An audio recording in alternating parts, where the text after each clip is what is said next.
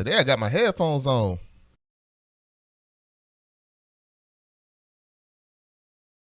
All right, so today we're going to be looking at a studio session for Micheal Jackson. And I think this is important because the technique or this studio session just consists of listening to the same part over and over again, trying to figure out like what's the best part. And what you're going to see is a technique called comping. So let's take a look at what's going on. And as the video plays, I will be talking over it just to make sure that, number one, actually add something to the conversation. Y'all not just watching the video, but then number two, it actually you actually see what I'm talking about. So we can go ahead and play it. We must live each day like it's the last. Go with it, jam. It ain't too much. 4. We must live each day like it's the last. Go with it, jam. And pause real quick. So that is a tape machine. This is 1991. They got a tape machine, and as you see, those they have like little digital a digital view of what's going on as far as like all the stuff, all the tracks on the mixer. So that's actually kind of cool. I never even seen that. I seen a tape machine, but I never saw both of them put together. But yeah, that's interesting. 1991. That's crazy. I guess Pro Tools was just flourishing around that time. Let's play the video. Okay. 5. You must live each day like it's the last. Go with it, jam. Zulu. 6. You must live each day like it's the last. There go the man himself. There go Micheal Jackson. Go with it, jam. Let me hear that again. This is 6. You must live each day like it's the last. Go with it, jam. All right, so I'm gonna pause right here. So what you're gonna see on this list and the list the engineer has, they both have like this checklist of parts that have been done on the song. But what they're now going to do is going back and you're going to see them listen to the same part and then see them say, if this is a good one, is that not a good one? If this is a good one, is that not a good one? So reason why this is important, as a producer, as an artist, if you self-recording, right, you want to make sure you do multiple parts, not just do it one time and then just leave the studio. Actually go in and see if you can get the feeling, or if you can like just have that first good take, but see if you can top that first good take. See if you can still communicate what you're trying to communicate through the song. So when you hear Mike just keep singing the same part, what they're doing is just checking off to make sure if this part is to his standard. But you'll see, and they both have the same checklist, so they're cross-referencing each other, which is pretty good to have somebody also in your studio session, so y'all can just cross-reference and see if y'all, if great minds think alike. I'll say that. Let's go ahead and play it. I'm gonna circle that just in case. You must live each day like it's the last. Go with it, jam. Hard people see cameras together. I know it. What was that? 7. You must live each day like it's the last. Go with it, jam. Wait. See why we can't wear boots? Everybody fixing their hair, straightening their Bruce curling his mustache.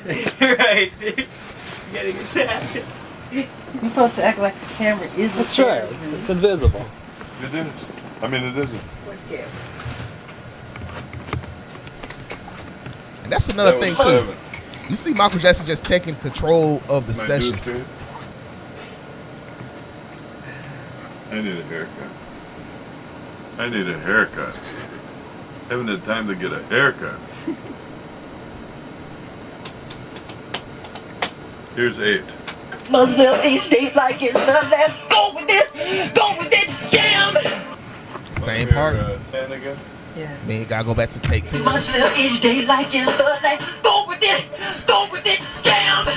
See, Mike can't even see. He was talking about you supposed to act like the camera ain't there, and then he gonna look at the camera like you see the camera, so you can't even do it either. All right, that's good. I'm playing it. I'm going. Okay. 12. 11. You You want to hear play. 11 again? Yeah.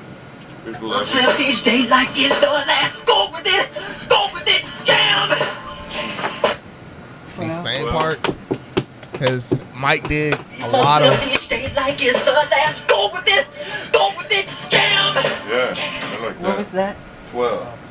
Take That's 12. one in Mark. Some better ones are coming. Must live Yeah, each day like it's the last. Go with it, jam. That was 12. That was 12. Yeah. You know, the next one I got marked 17 for me. is 17. See, they I just got going back. 35. Listen to these parts. Was it 35? Yeah. Must be 36. That was it.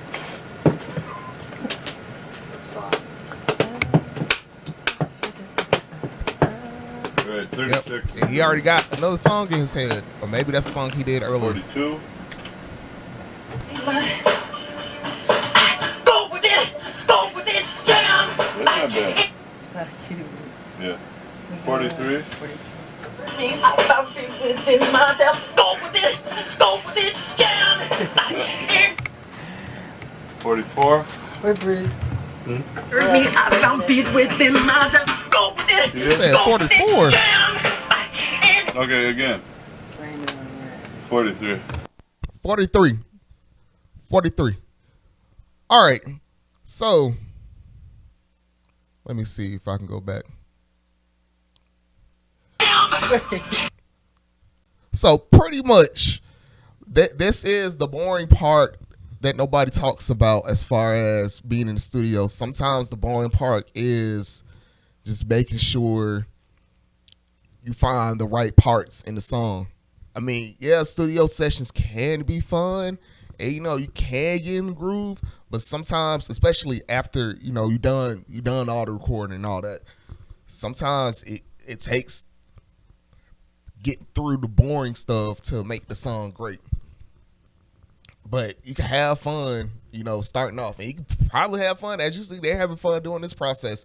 But I can say this will be the boring and tedious part of being a producer or being an artist. Just going in there and now just pretty much picking the right data, just cleaning up the data, making sure everything's clean, making sure the data's ready to go in and be analyzed.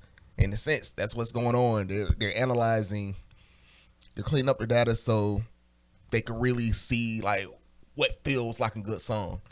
And what's crazy is they're doing this in an area where tape and digital are combined, right? Because we do vocal comping is definitely easier now, right? Because we don't have tape. We could just do a digital workflow where you just record in. All right, I don't like that tape. We're gonna do it again. I don't like that tape. We're gonna do it again. Micheal Jackson took full advantage. As soon as digital came out, he was like, "Nah, we gotta do 1,000 takes." Because if you go listen to anybody else, like people who engineer Mike or people who produce Mike or work with Mike, you'll see that he did a lot of takes. Sometimes he just did one take, but he did a lot because he wanted to make sure the song was the absolute best that he could provide for his fans and his people. But yeah, that's just a quick little video I want to show you of the vocal comping process, or part of the vocal comping process of pretty much figuring out what sounds good, what takes bad, what we need to throw out. All right, let's make a decision what we want to put on track. But that is it. Thank you for watching Cricket Audio. If you like the video, go ahead, hit that thumbs up. Go ahead, hit that subscribe, and I'll see you later.